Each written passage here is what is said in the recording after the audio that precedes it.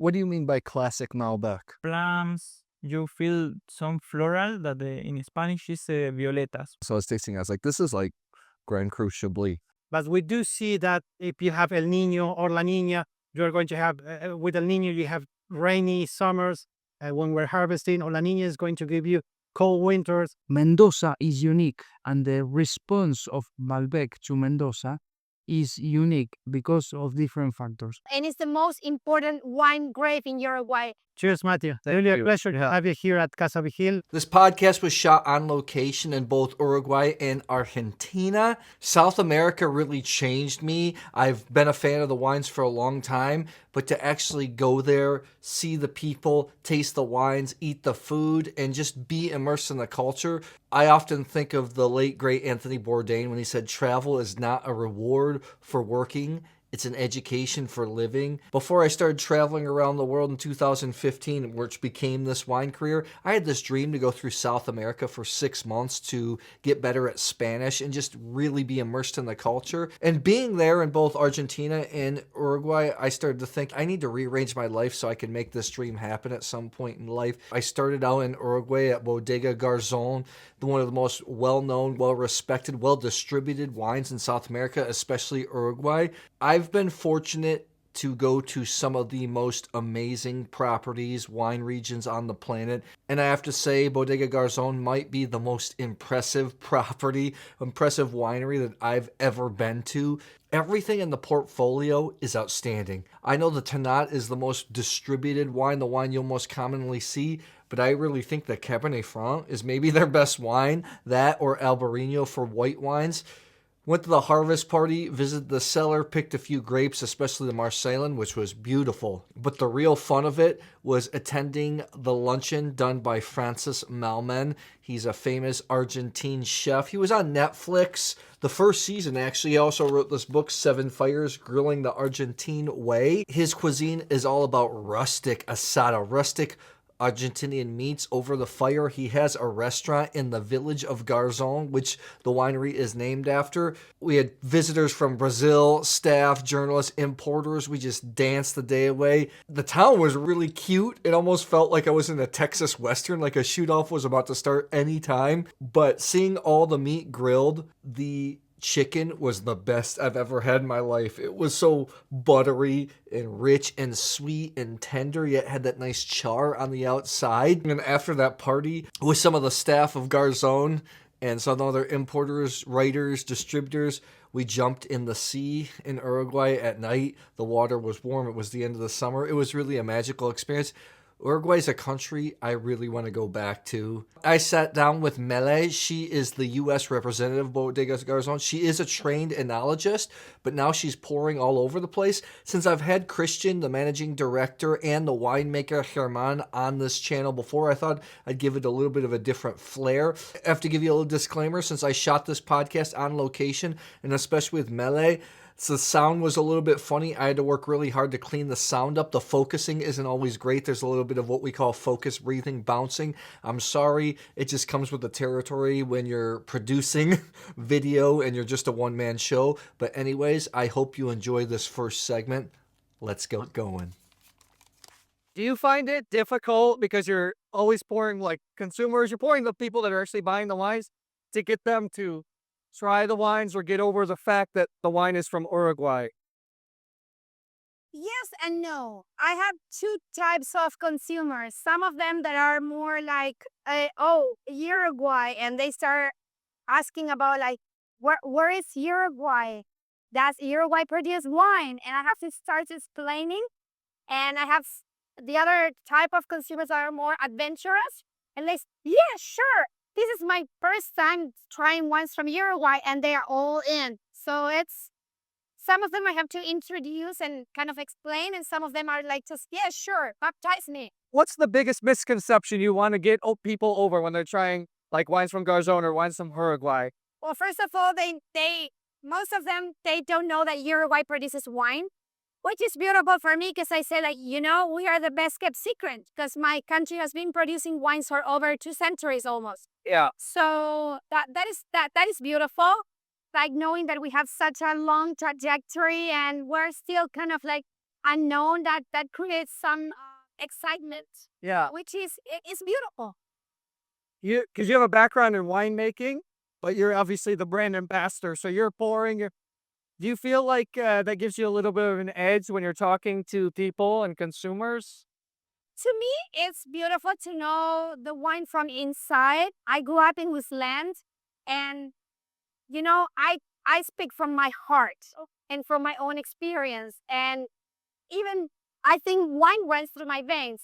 So I like the wines that I'm pouring, and so most of the time I speak from my heart, and it's me being me.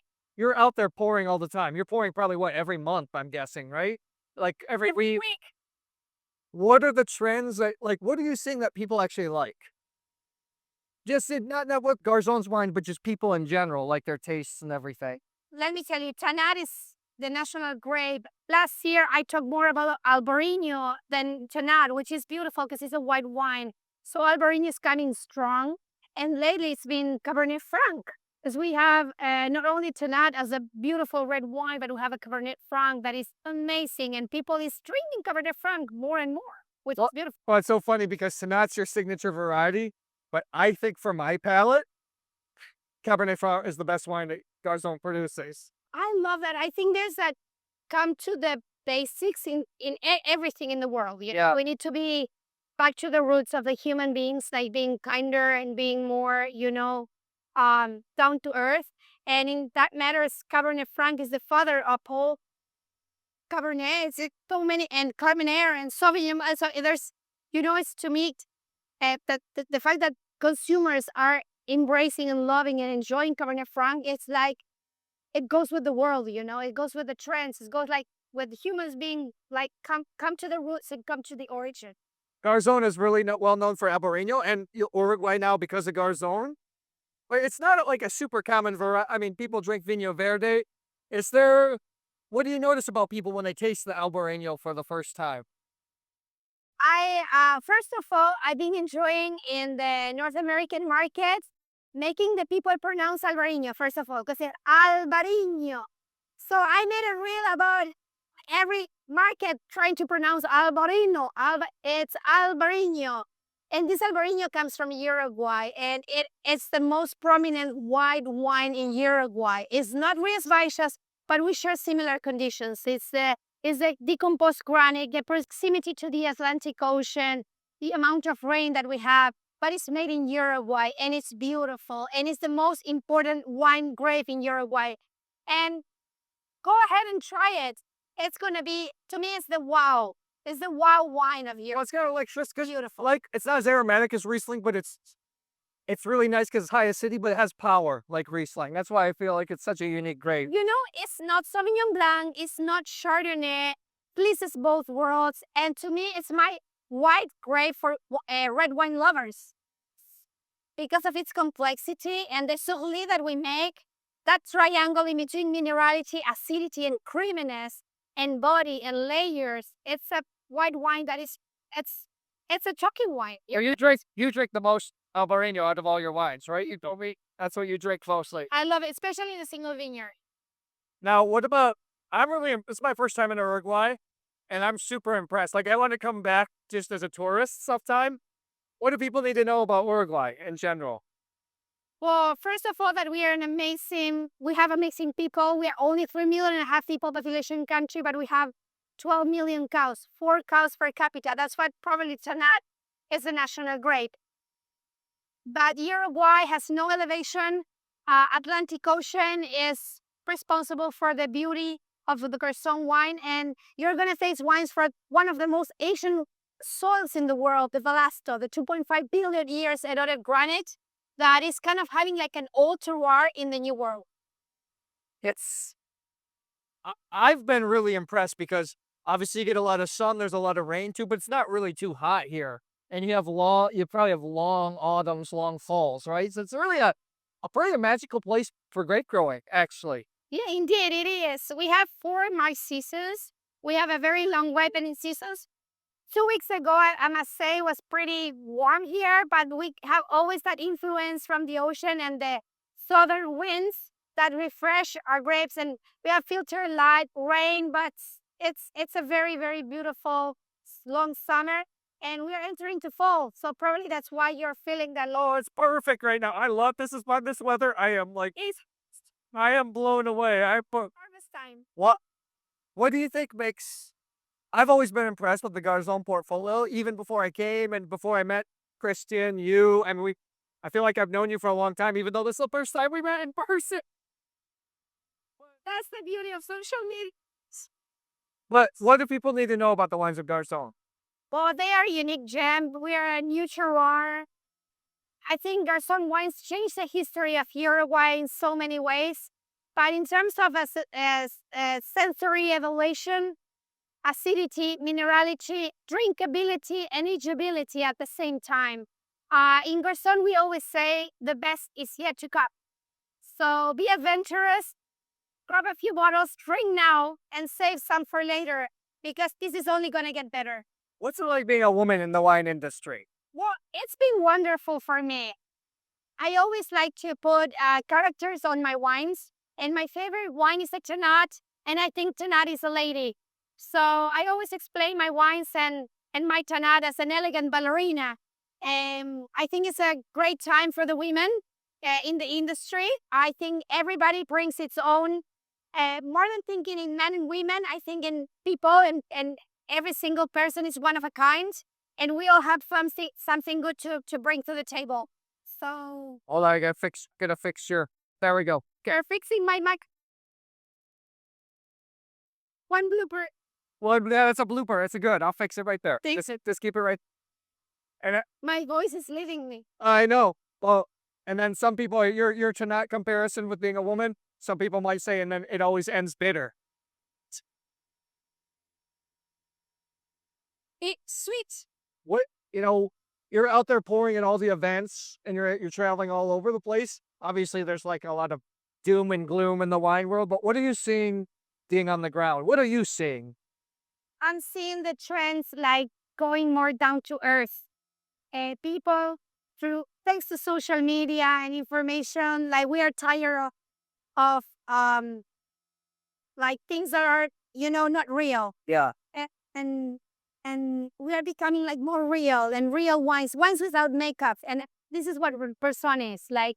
It's just express the land, express the land, and experience that land and that that country.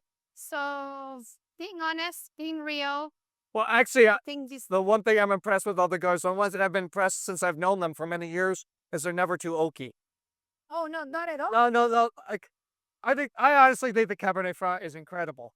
It tastes to me like Bourgogne. It tastes like a clean Bourgogne. This wine has probably almost 4 months in French oak, and you just can't taste it. It's just all the oak that we use is big format, untoasted, neutral, from a Tonellerie that there is more micrograin. So only we use the oak just for aging purposes, not to give any character. Yeah. So just to wines without makeup. I think that's what more people. I don't know if that's what you're seeing on the ground. It seems like wine people, that's what they want more of. They just want more authentic wines than want to taste the grape, right? Yes. I think you've heard our general manager yesterday explaining our 5 no's, like no override, no chemical for synthesis, no over extract, no over oak, and no winemaker imprint. It's just only wines that talk about a place. Wines with a strong sense of place. That's what Garzon is. So, are you ever getting the itch to make your own wine since you're an enologist by training? So I did in the past, let me tell you, but to me, more than making the wine is just sharing what Francis Malman explained. It's just food, wine, and people. That triangle, that's the synergy and becomes an experience. And traveling for wine has gave me that experience. So making wines, yeah, it was fun. But right now I'm in the world, and I love that experience. Actually, it's so funny because for me, the point of wine actually is to keep the people that you love at the table a little bit longer. I think the benefits of being social and being with the people you love is the most For the soul. important thing. To me, it's for the soul. It's sharing. You never open a bottle of wine if you're going to fight with somebody or if you're going to have a discussion. You open a bottle of wine to have a good time. And that's what we have to do. That's what the world needs. After Bodega Garzon, I flew to Mendoza to spend a week in Argentina, as we know in America, and my first visit was at Catena Zapata, one of the most well-respected wine brands, one of the most well-distributed South American wine brands out there. And I sat down with the winemaker that goes by Nesty. They prepared a blending session for me of Catena Alta, the historic Rose Malbec 2021. It was the first wine from Catena Zapata I had many years ago in Singapore. Great Malbec, great value wine that you can find under $50 for a steakhouse wine. I think this is outstanding. I've blended a lot of times with winemakers before. It is incredibly difficult, but Nesty was so much fun. And what I really liked about him, not only was he a winemaker, but you could tell he was a wine lover. And he was really excited. He explained things really well. We blended from 5 different vineyards. This is a blend of Angelica Sur, Adriana, Nicasia, Angelica, and La Piramide. My blend was not nearly as good as the final product, but hey, it was a lot of fun. After that, I had a tremendous lunch at Restaurant Angelica. It's on the property. They're aiming to get a Michelin star. I thought the dishes were absolutely extraordinary. Some dishes that really stood out to me was a tomato water where they blended down tomato puree, drained the water, and then infused it with fig leaves and ginger. I said, man, I could drink a whole liter of this. They also did sweetbreads with this cow thymus. It's a delicacy I loved, covered in a beetroot puree. And I don't even like beetroot, but I thought it was phenomenal. And one thing of note, since Laura Catena of Catena Zapata is a medical doctor, she's really curious about a lot of things. She's got a lot of projects going on. I think their Criolla, or Criolla as they call it in Argentina, it's a local base variety. There are thousands, I think, of Criollas out there. She was making an Amphora. It was a very exciting wine. The grape makes dark rosés, and I know there might not be the most popular wines in the world, but man, that was an exciting wine. I documented some of the blending session with Nessie, and I think I'm going to make it a separate podcast because it was good stuff.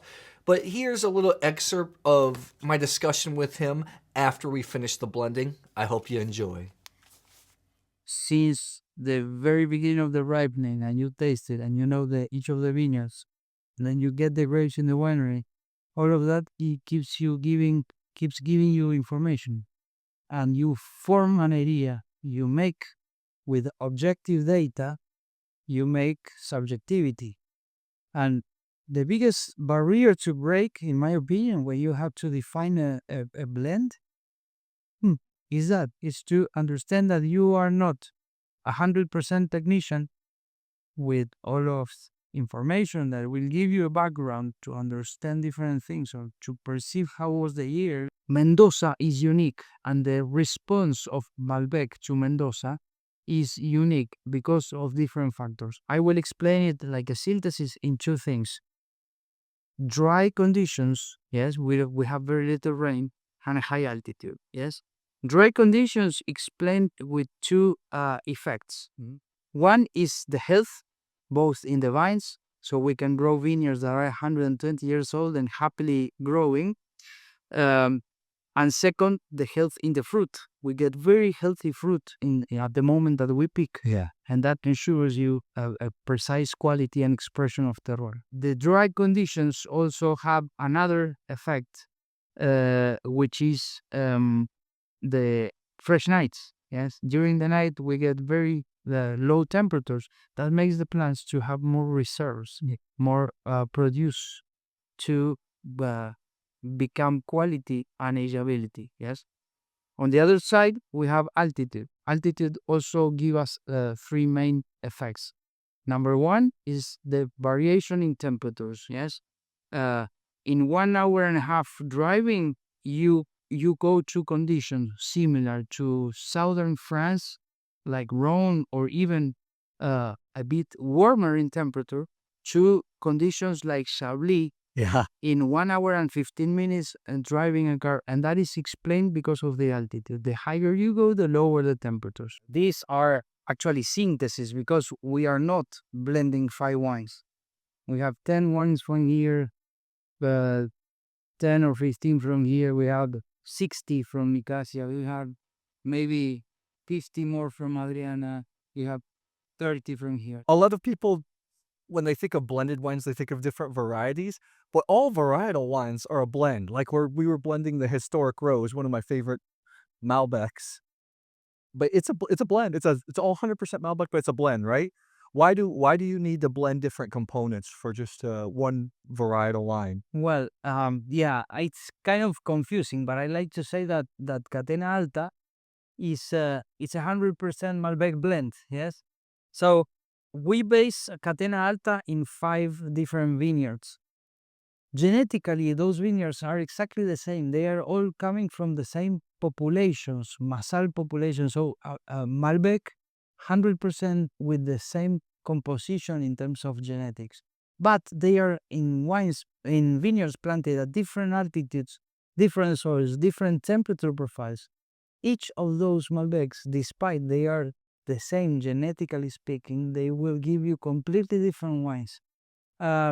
That's why we make Catena Alta as an expression of that. Catena Alta needs to show Malbec as the grape, as the variety, that the Malbec wines needs to show the high altitude, and one of the most important things is to express the year, which is defined by terroir, by climate, and by what we lived or went through or experience on that specific vintage. It's so funny because you could look at like a recipe like cooking, but it is terroir expression because you need the different components and what the year gave the different plots, right? Exactly.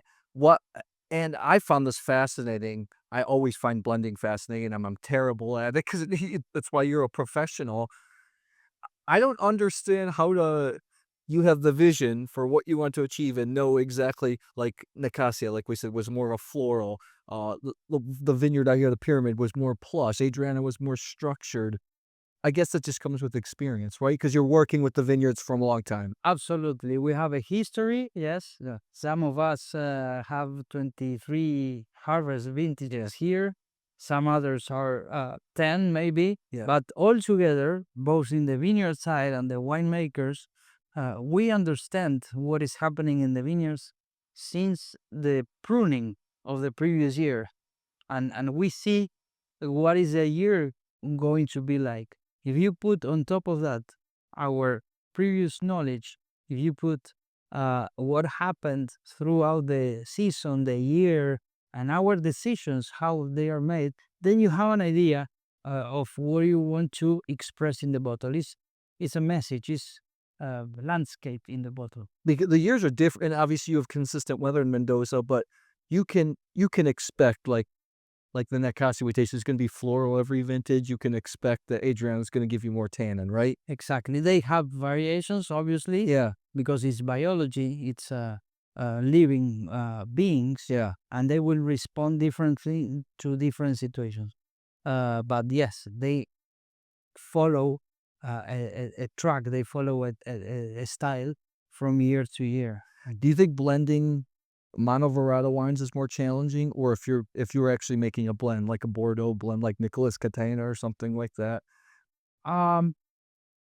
It's more challenging in terms that you in a Bordeaux blend or in the intervarietal blend, you are thinking about a style of wine, yes, or something that you want to achieve.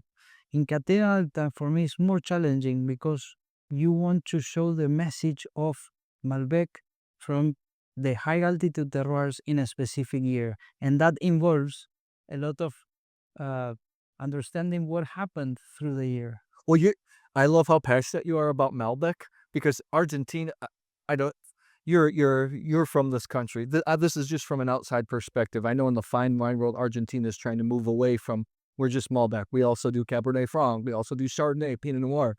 But you're still very passionate about Malbec. Why? Because Malbec is our DNA at the end. Malbec is our best terroir messenger. We've learned a lot about terroir. We know because of Malbec. He was the one who transmitted us the message. And in my understand, we still have a lot of things to show about Malbec and to learn from Malbec. So, yes, the other good thing is that we can produce beautiful white wines, great Cabernet Francs, many other things. So the terroir in general has the potential, but we have a beautiful gem, a beautiful treasure, which is Malbec planted in all different terroirs, all vines that are showing us a beautiful way in the future. Well, and it goes with the meat. So last night I came in and I had a steak dinner, and I thought I'm gonna have so much Malbec. I ordered a bottle of Cabernet Franc, and it was good. But I thought I should have ordered a Malbec. Something is missing. Yes. Do you think that, or do you see? I know that you're the winemaker. You're not in the sales department, or is the demand still as strong for Malbec, or is it? Well, in Argentina, definitely. Yeah. The Argentinians also have a piece of their heart into Malbec. And in the world, I don't see a trend like Malbec going down. I understand that our challenge as winemakers is to keep showing the world that we have a lot of different Malbecs, a lot of different options, a lot of different expressions of terroir, and we don't have to rest on something. We have to keep moving. Yeah. And the last thing is, I think it's fascinating doing this tasting that you think of big wines like Malbec, even Cabernet Sauvignon, as not being terroir driven because it's just fruit and tannin and acidity. But I saw a huge difference between the different plots based on altitude, based on sun exposure. It's a terroir driven grape, right? Absolutely, absolutely. And we actually just published a scientific paper proving that terroir exists. And the messenger or the material we used to prove that terroir exists scientifically was Malbec. So indirectly, we both explain that terroir exists and that Malbec is a good messenger for that, a good tool to do that. Yes.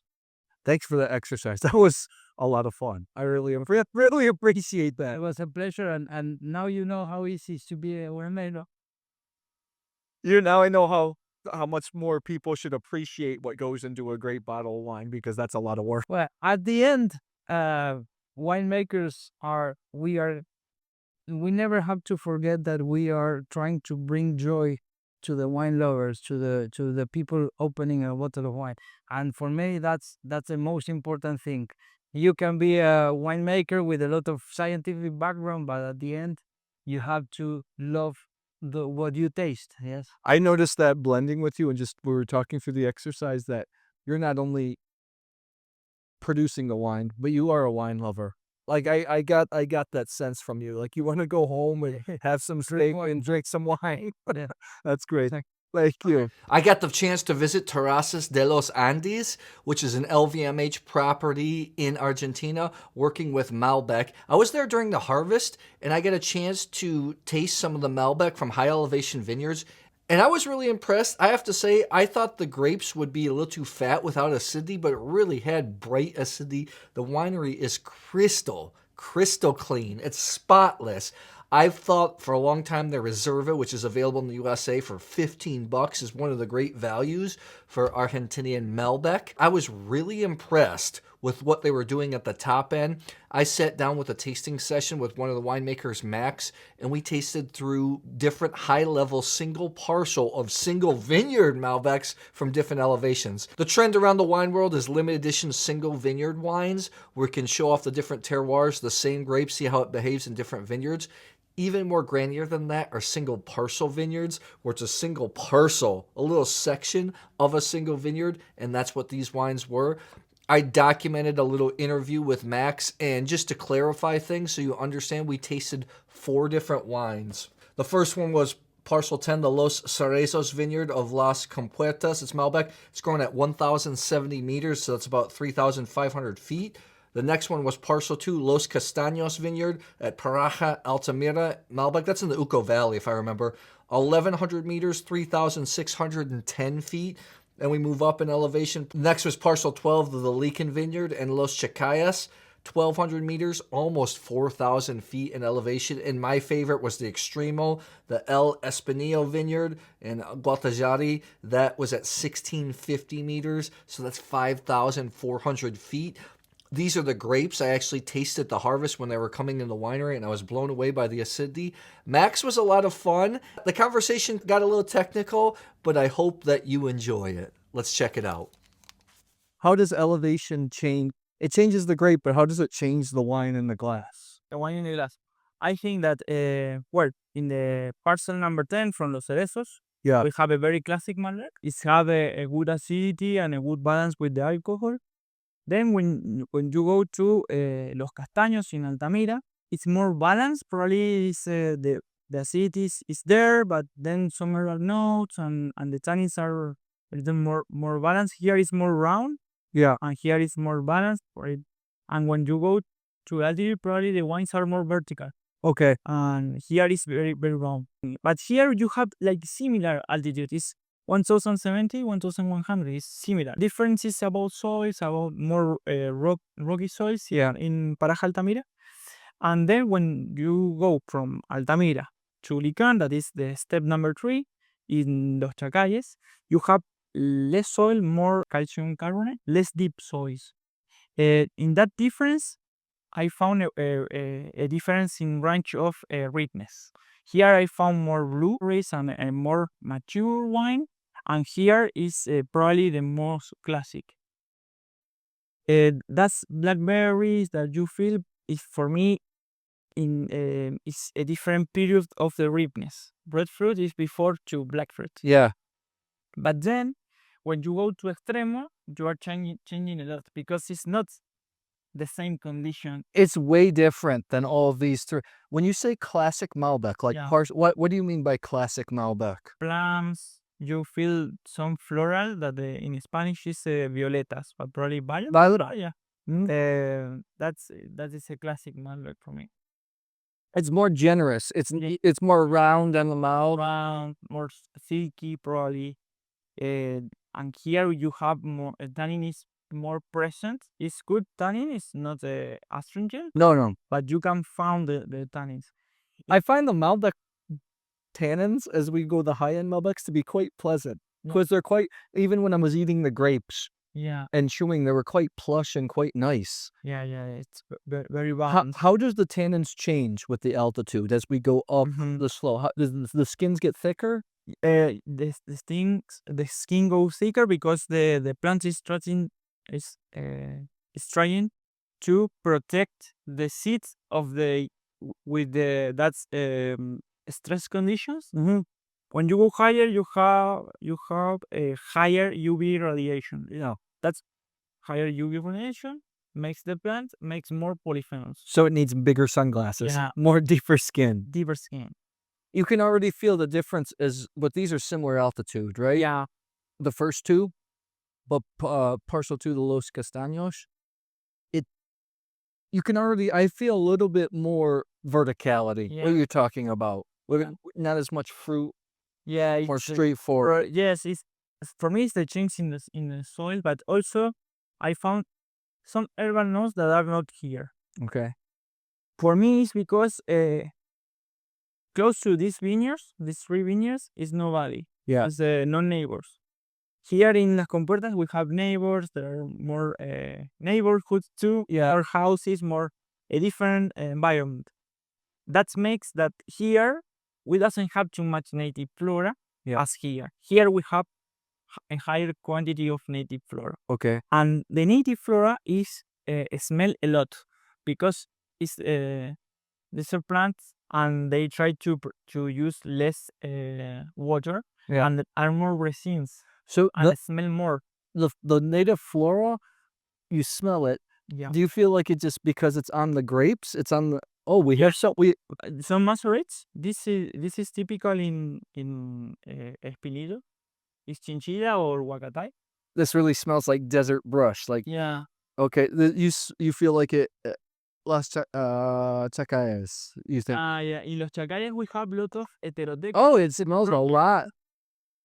It's got a lot of that kind of desert herb, and this is more strong. this is more aniseed almost. Yeah. Like, and that comes with the higher altitude, or Yes, in higher altitude we have more of this one and a little of this one. I find these two in the wines. I definitely find these two in the wines. Yeah. This is more complicated because it's jarilla. This smells like a burnt shop. It smells like a machine or something like that. Yeah, it's very strong. But I have a plant here. I can show you the plant. This is very common, and the people use it when do asado. The smoke of the jarilla Yeah. is lot of perfume. So there's a big difference. Malbec is it shows different terroir. There is difference in the grape varieties, right? There, can you take? Is it noticeable? I tasted the grapes from this highest vineyard Yeah, from El Espinillo just a while ago. yeah, Very thick skins, but very chewy skins. yeah. What is the difference here? The skins are noticeably thinner when you taste them. For me, it's in Luján you have less thinner skin, less, and here is thinner skin. Yes. What do you think? How would you describe these? Like for the classic Malbec? For me, it's classic Malbec, red fruit and plums, and the tannin is silky. Here we go to more vertical wines. With in this case, I continue finding this red fruit, Yeah. but with more herbal notes, like similar to this one, a little. Here we have more of this one, more the native flora in the wine, but more blueberries in the third one. More blueberries. More blueberries Indeed. when you go to Chacayes, yeah, in Licán. And then the wine number 4 is completely different to everything. 4 is the Exactly. I love the nose on 4, but it's not as generous on the palate. Yeah. It's not as fruity. Yeah, the structure is very soft and it's more chalky, but in the smell more like some white wines, Yeah. like citrical or some lemon verbena, some this kind of character. Probably passion fruit in Extremo. It's more thiolic in general. Okay. There could be the leaves of tomato. Okay. Or could be Yeah, no, I definitely get more tomato leaf. yeah. So all of these vineyards, though, because these are single parcels, so like single pieces of single vineyards, Yeah. all of these vineyards have fruit that go into the Reserva, the affordable line, right? Yeah. So this is just special selection. Do you think the food you eat these with is any different? This is classic Malbec. So I have it with asado. I have it with Yeah. the meat. Do you think the food, you would change the food with these wines? I'm learning about it because I'm not an expert in pairing, but the different cut meats Yeah. are paired better with different parts and to yeah. In this case, matambre is a typical meat cut here that is not too thick. It's like this with some fat. Yeah. And you cook like a most It's almost like it's I think it's part of the flank steak, right? Because Yeah. there's 3 different cuts of flank steak Exactly. in Argentina. So you want the thicker with this and maybe the thinner skirt. probably yeah. That makes complete sense. Which type of style do you like? Typical Malbec? This is not typical Malbec. This is this reminds me of stuff like Zuccardi's Concreto, some of the high end stuff. What style do you like to enjoy? Yeah, to enjoy. I know you like all the wines. You're making the wine. Yeah. You like them all. I think that here we have more, the diversity is more easy to found. Yeah. Um, I like a lot of Extremo because I think It's my favorite. yeah, because it's travel to another region. It's very interesting. Only going a little higher in the mountain is very interesting.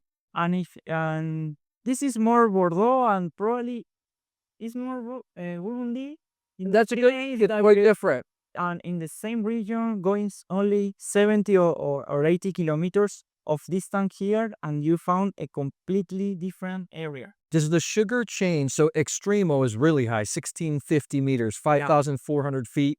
This one's almost 3,000 meters. The first one, Los Cerezos. Yeah. Does the sugar content change in the grapes as you move up? The ripeness here is very fast. This, in terms of sugar content, probably this, Number 3, the Yeah. Licán. yeah, Licán. But it's because of the soil. You remember the dry river, Yeah. and you have less soils and more calcium carbonate, and that makes a more rip wine. In the And then between these ones, in terms of ripeness, in terms of harvest date, we usually picking this one and then picking this one together. Usually, Okay.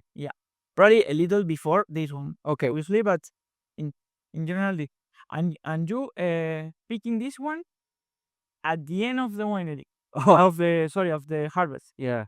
Usually, we make late harvest. Yeah. And sometimes we picking Extremo after the last because Late harvest. in 2022, for example, we picking after the first frost of the season that was 30 of March and 1st of April. And we have to begin fastly because you have 1-2 days to pick it, and the result was amazing. Sugar content, in this case, you have 13% of alcohol. Yeah. And in this one, you have more similar alcohol around 13.6, 13.7. It's pretty similar, but Okay. in terms of harvest date, you harvest this one before. And if you want a more heavy wine with more alcohol, it's easier to find it with in Los Chacayes than in these ones. Got. Because here you have the lot of south air and fresh air that came from the mountain. You are near to Tunuyan River and you receive a lot of fresh air.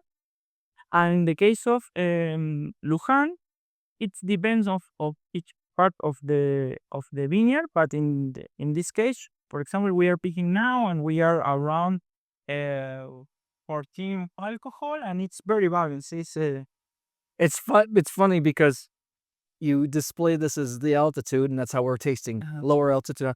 But it's not just altitude it's so many things you're talking about: the soil, the wind, the water supply. Probably from here to here, the altitude gives you more sugar content. But in Extremo, no, because it goes to another region. It's completely. What about the water difference from the lower elevation? Because you're getting is there more water in the Extremo because you're closer to the snow? Yeah, the probably in this case is water that came from the Mendoza River. Yeah. Then it's clean, completely clean in a stamp, but it's Potrerillos stamp. Yeah. Here the water came from another part, and you are close to a mountain, and you probably receive water that is more with more air, like brown water. Yeah. Here, and then you clean because the glaciers are smelt and move the earth and goes to for example, in the Tunuyan River is completely brown. Okay. And goes brown to the stump. But in this vineyard, we receive water that is very clean because came from so it's fresh runoff water, so it's very clean. Exactly. That's so interesting. I mean, I'm not sure, but probably I think that probably we have more minerals here than here. Okay. Because of the process of the stamp and this is more direct. Probably this is higher minerals. The minerals that have the water here is magnesium, calcium, mostly calcium. Which also changes the grapes. Yeah. Just the mineral content. Yeah. There's so much involved in these. When you go to Gualtallary, for example, or Los Chacayes, you are tasting the grapes, and when you found a part that have more calcium, the leaves seem lighter green. Okay. Because the magnesium that makes the leaves green competes with the calcium. Okay. And when you taste the grapes, are more concentrated in that plants. That's very, very common in Gualtallary and Los Chacayes. But you have to walk around the vineyard and eat a lot of grapes, right? It's amazing. Even in one vineyard, the grape tastes different across. So the Reserva, I think I like the Reserva that's available everywhere. Like I sell it at the shop I work at, $15. It's very good wine. These single parcel wines we're tasting, these are very limited, right? How many 3,000 bottles? Yeah. Everyone? 3,000-4,000 bottles. And what kind of people? These are more collector wines, right? Yeah. Okay. Thank you so much for that explanation and tasting. Thank you. After Catena Zapata, I visited El Enemigo. The owner of El Enemigo, Alejandro, was the head winemaker at Catena for many years when he was younger. He's known as one of the superstar winemakers in Argentina.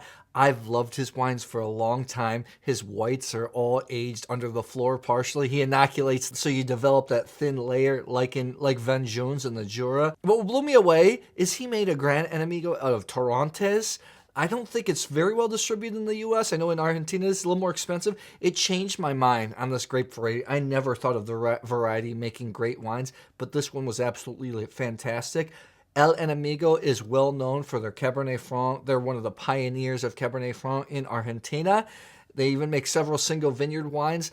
Their 2013 Gualtallary was the first wine to ever receive 100 points by the Wine Advocate from South America, and I actually get a chance to taste it. I sat down with the beverage director of the restaurant group, Joaquin, and we talked about Cabernet Franc in Argentina, and I hope you enjoy. People are more familiar in Argentina with Malbec. But around the world, Argentina is pushing Cabernet Franc, and I'm really impressed with Cabernet Franc. Why is Cabernet Franc so good in Argentina? Well, Cab Franc is not a new grape in Argentina. Yeah, it's thought to be here in Argentina. It came to Argentina in 1855. With all the French grapes we have in Argentina, but it was thought to be a blending grape mostly. That's why you don't until 10 years ago you didn't see many Cabernet Francs as a single varietals. Yeah. And I think now it's a huge trend and it's partly fault of El Enemigo. Well, I like here in El Enemigo that, like all of Argentina, which I'm impressed with on this trip, that you're moving towards terroir and showing the differences between the site. Yeah. And there's a difference here in these grand. Yeah, that's something crazy that that El Enemigo did at the time that I didn't quite understand when they started doing it. In 2014, when they released it, Gran Enemigo Agrelo and Gran Enemigo Gualtallary, you have two high-end wines, both Cab Francs coming from different regions. And why? But now we get it, to show terroir. And that's why Cab Franc is important, because it is a plastic grape that is going to express completely different wherever you plant it. Yeah. And that was important for us because we wanted to show that Mendoza is not just one region. You have the small regions within with completely different climates, different soils. So everything changed. So it gives you a different expressions of the wine. What's your favorite that you prefer? I know you like all the wines and the vintages are different. Like in this vintage, we're tasting the 21s.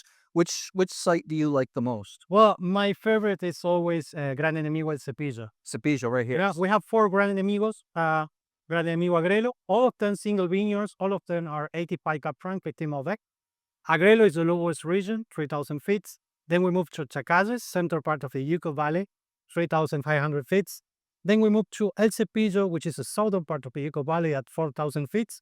And Gran Enemigo Gualtallary at 5,000 feet, northern part of the Uco Valley. Why do you like this one? Well, El Cepillo is a tricky region. It's the southern part of the Uco Valley, which is one of the coldest regions. We call it the fridge of the Uco Valley.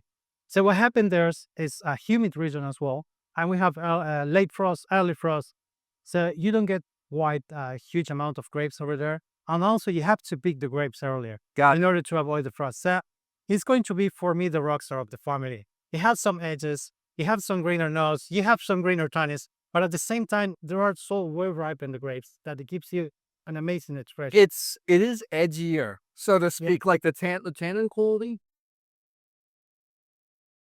And it's so funny because the one before that, Chacayes, which I don't usually like big wines, but you describe this as more Merlot. But it's I like the plushness of this. It's such a contrast when you have the same grape variety. You have a plush one versus one with more edges. And something great about the Cab Franc in Argentina, and why it is such a popular trend right now, is that we are a red drinking country. You had either Malbec or Cab Franc, and they are Cab Sauv, sorry, and they are both on opposite sides. Malbec is easygoing, easy to drink. You have soft tannins, and you have the Cab Sauv, which is really always structured, powerful wines, and the Cab Franc fits right in the middle. It fills a gap. And you have a drinkable wine, drinkable, more drinkable than, or easier to drink than a Cab Sauv. Yeah. But at the same time, you have more structure than Malbec. So that's why it's gaining such popularity here in Argentina, because it's approachable, and helps you climb the ladder if you want to go to more structured wine, or climb down the ladder if you want to easier wines. Now, here's the big question though. Here at your restaurant, Casa Vigil, are these going as good with the asado, with the carne, with the meat, as the Malbec? Or Yeah, but something nice about Enemigo is always gastronomic. Okay. You know, we try to produce easy to drink, gastronomic, fresh wines. So you can go, for example, Cepillo is going to be with more, gamey. This can handle like this can handle the meat. Yeah, exactly. Visual. Well, for example, Gualtallary goes amazing. Here we have a slowly cooked rib, which goes amazing with the Gualtallary because it's soft, it's tender, and but for the Cepillo, we'll go with some pork, with more flavored meats. Yeah. Then you have Chacayes or Agrelo that can go really well with a fillet. So that's Something the more of best. a buttery meat. More exactly. buttery meats. Exactly. Now the one that like you got 100 points a couple vintages ago with. Well, that was Gualtallary, which actually got it 2 times. Yeah. It was in vintage 13, was the first one in South America to get 100 Parker points. Then vintage 19 got 100 Parker, 100 Sacklin. Well, 19 was one of the best vintages here in Argentina, at least for high-end wines, because it was one of the coldest. For us to produce what the wines we're looking for, that has to be fresh. We want these cold vintages. It's so funny in the warmer regions, the colder. So yeah, in the past they always say, Argentina has always the vintage do not change. Yeah. But it was because we were harvesting late, using a lot of oak, so all the wines were quite similar.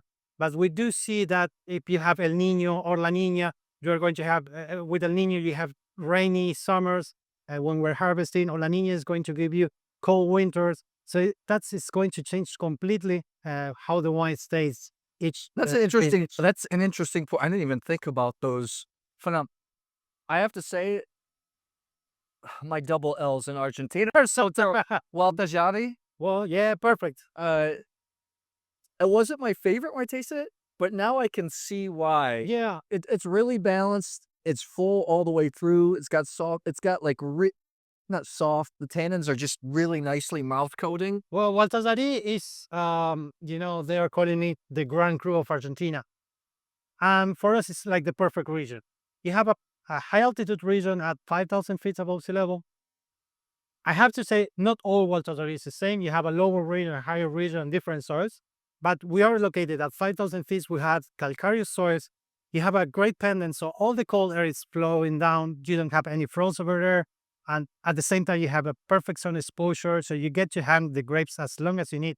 So everything is going to be, or you have to, you get to hang the grapes as long as you need, and it gives you the perfect point that you want.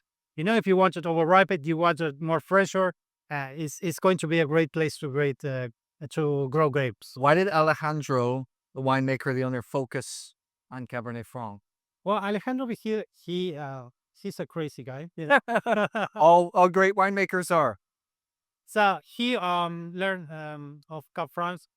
He was studying in France. He lived in France sometime. He was living in the Loire Valley.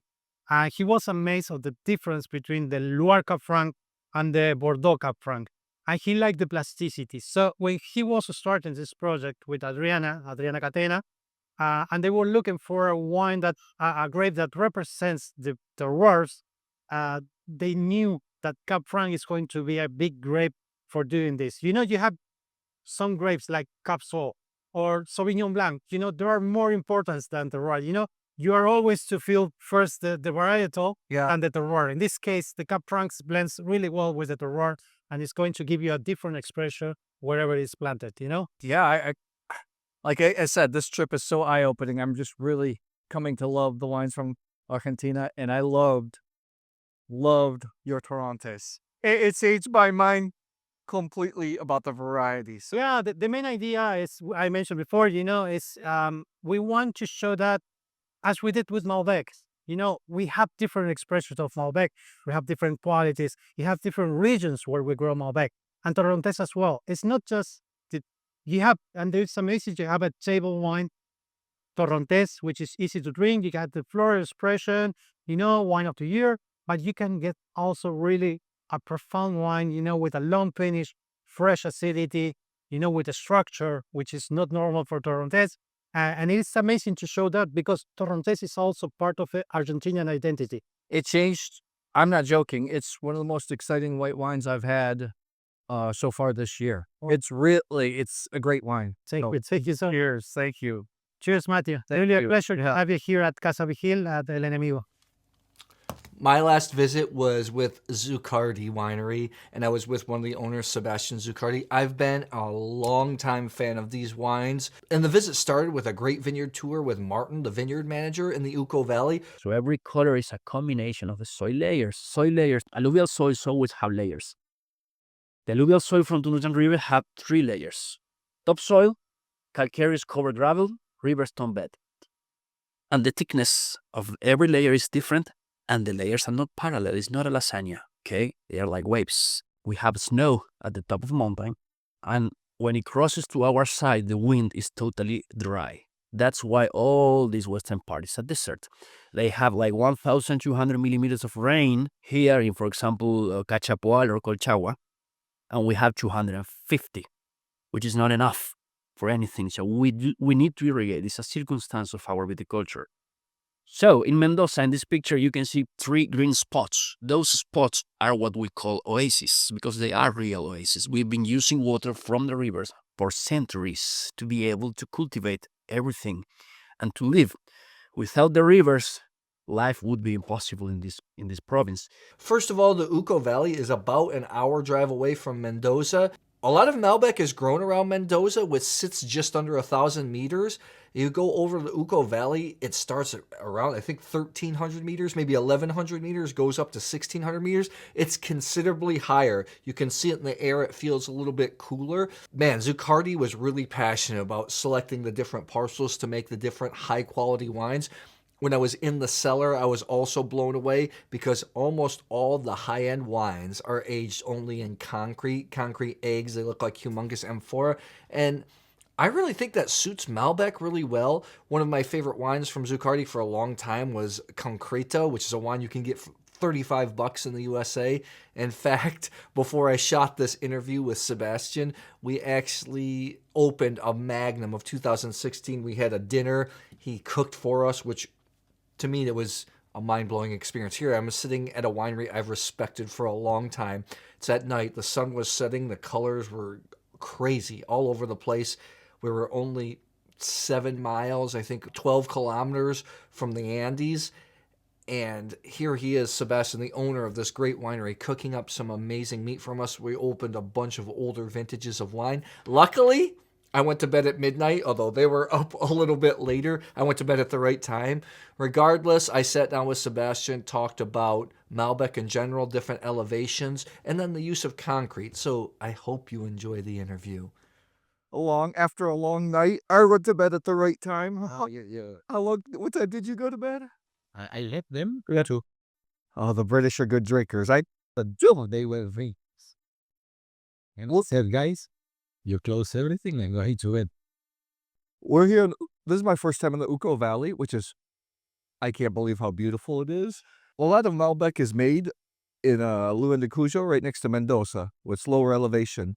But we're pretty high here. What's the difference in Malbec here? First, we have to know that Malbec is the vehicle to express our terroirs. Yeah. We need to cross the barrier of talk only about Malbec and talk about the places. Yeah. Because Malbec here is like Pinot Noir in Burgundy or Sangiovese in Montalcino or Nebbiolo in Barolo. It's a grape that is part of the expression of the terroir.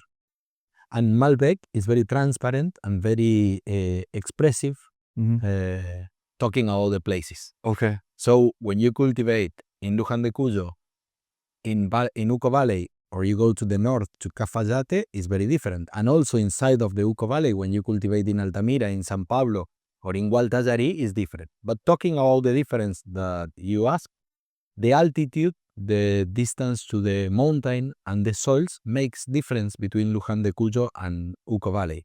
Uco Valley is a fresher area because it's closer to the Andes mountains, so in general the average of temperatures is lower. I'm talking in the higher part of the Uco Valley. And you could feel it. You could feel it drastically, right? Yes, and the soils you have more stones and you have more calcare in the Uco Valley. So this gives to us the possibility to make fresher wines with more texture.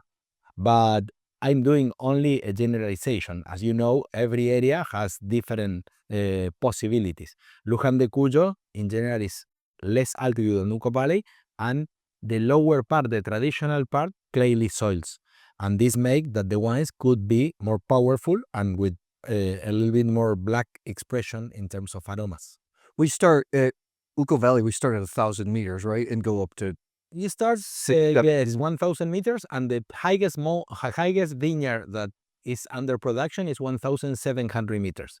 But this magic because you move from 1,000 meters to 1,700 meters and everything changed because you're going up. So you can travel in the Uco Valley like an area closer to, I'm talking in temperatures like Jerez to Champagne in 30 kilometers. And this is magic. This gives to us a lot of diversity.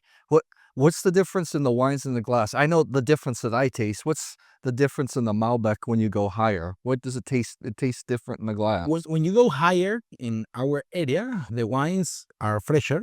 You have less, how to say, black fruit, and you can move to red fruit and also blue fruit.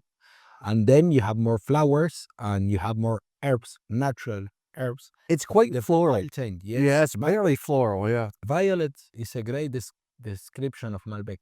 And let's go back, like one of my first Zuccardi wine I ever had, and one of my all-time favorites, price quality, is the Concreto. And we opened 2016 Magnum last night. Thank you, that was brilliant. Zuccardi, mostly your Malbec is, almost all of it is in concrete. Yeah. Why? No, it's not even elevated in wood. It's only concrete. It's very important to know this is not the truth. It's our vision about the experience and the style of wines that we want to make. We feel that Malbec is a grape that is very sensitive to oak, and second, needs less micro-oxygenation during the aging. So our feeling is that we don't need, when Malbec arrives to the winery, push to open. We need to close. And concrete is a material that gives to us all these conditions. But we are not doing nothing new. When you see the old wineries in our area, we're concrete. So at the end, what we are doing is back to the future. It's take all techniques to go to the future. And yes, yesterday we taste 16. We finished the bottle of a Magnum 16. The other thing that I'm convinced is about the aging potential of our wines. I feel that the aging potential is longer than we expected. I'm actually sad now for some people, because Concreto, I know the market wants it. So a lot of times, sometimes it's too young and people drinking it too young. We saw last night the 16. This was like my favorite red wine of yours that we tasted last night. But one good thing of Malbec is that if you want to drink a young Malbec, you can find pleasure in a young Malbec. Yeah. Then with this style that we are harvesting earlier, we are doing less extraction and not over oak, the aging potential is longer. So the wine was 16, that is today 9 years old, and was young. And the last thing, Semillon, or we call here Semillon in Argentina. In Buenos Aires, you say Semillon. Here, you say Semillon. Okay.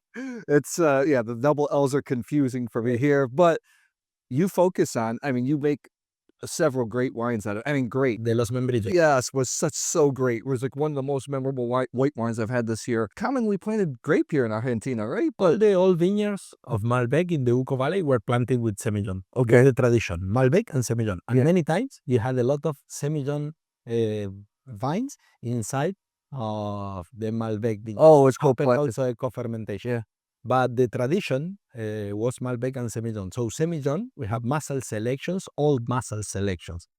But Argentina was so focused on reds that we forgot about our potential in whites. Luckily, in the last 10, 15 years, we are coming back to face whites seriously, because we realized that the mountain gave to us a very fantastic potential in terms of climate conditions and soils. And Semillon is a grape that works very well, especially in some areas. We love here in Altamira. So the Los Membrillos, that is the Los Membrillos, that is a vineyard that we have 1 kilometer from here, is a vineyard that Semillon works fantastic. It actually tasted, we were talking with the other journalist I was tasting, I was like, this is like Grand Cru Chablis. It's different character. It tastes like Semillon, but The texture, the weight was incredible. Semillon loves calcare soils. Okay. Really loves calcare soil. And the Semillon, in particular, we did the fermentation and the aging in Foudre. In Tonnel, we say, but it's a big size, old. I forgot last night to get you to open the Riesling. I want to taste your Riesling because you make a small pot of We Riesling. can grab the bottle and we can taste at midday. Okay, thank you. I promise. Oh, thank you, Sebastian. That was great. Matthew, And thank you. You were a great cook too. You made some really nice asado. Thanks for the sweetbreads. Thank you.